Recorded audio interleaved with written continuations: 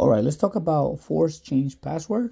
And this is a video that has been requested by some users that see me using different tools for writes that I keep on doing over and over on different machines.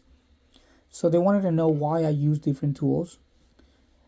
And when they see me doing, for example, ForceChangePassword by different machines, and on one machine I use one tool, and another machine I use another tool.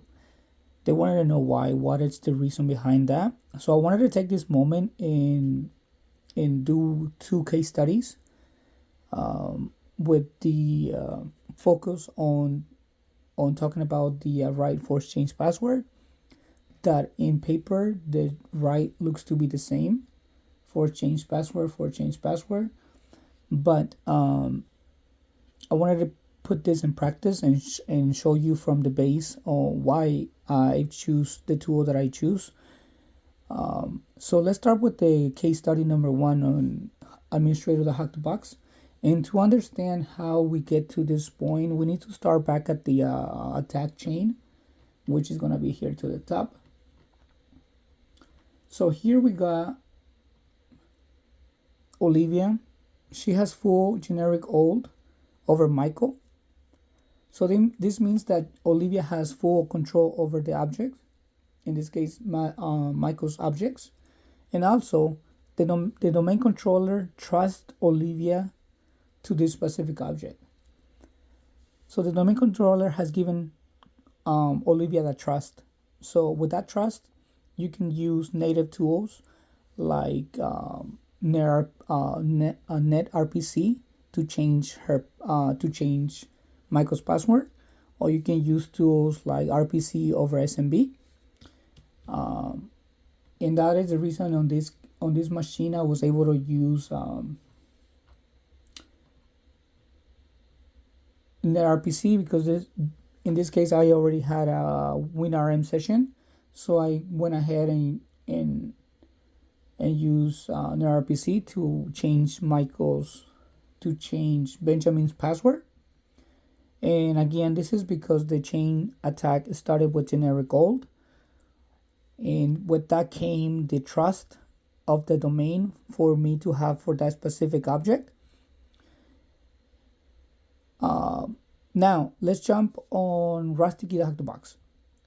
Now Rusty Key Hack the Box, the attack chain began with IT Computer 3 having the right to add itself to the help desk. Once you add the computer 3 to the help desk, is going to inherit these permissions that the help desk has. In this case, it's going to be ForceChangePassword over BB Morgan, generic right over the protected objects. But ForceChangePassword over BB Morgan, notice that the ForceChangePassword here did not started with GenericAll. So this is not an ownership right.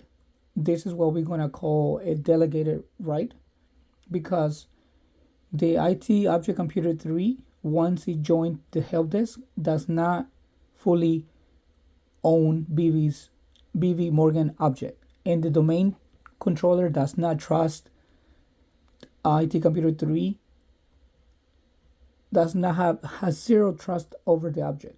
So therefore, using native tools such as the one I told you, such as SMB, RPC over SMB, NetRPC, which those tools are going to be over Windows and need some sort of authentication, some sort of trust, like we said on Hack the Box on administrator. Since not having those trust to this object, one of the tools that you can use is BloodyAD. What BloodyAD in a nutshell is going to do is going to use LDAP to talk to the domain controller, and to specifically say, hey, I have a delegated right of ForceChangePassword over BB Morgan.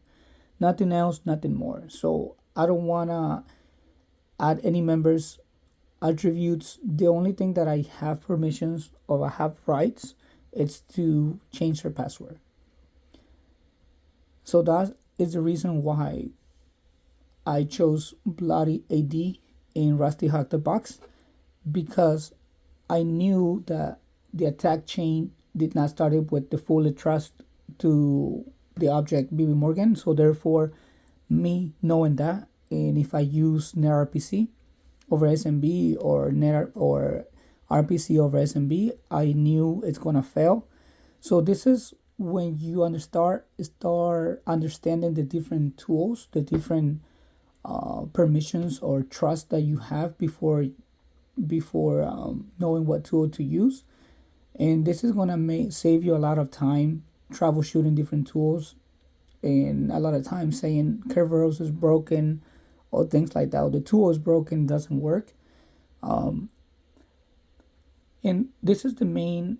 So once you understand this difference, you are going to stop guessing for the right tool and start looking for the permissions of your attack chain. Hopefully that answers a lot of questions that they had, why I use different tools for different boxes. And thank you very much.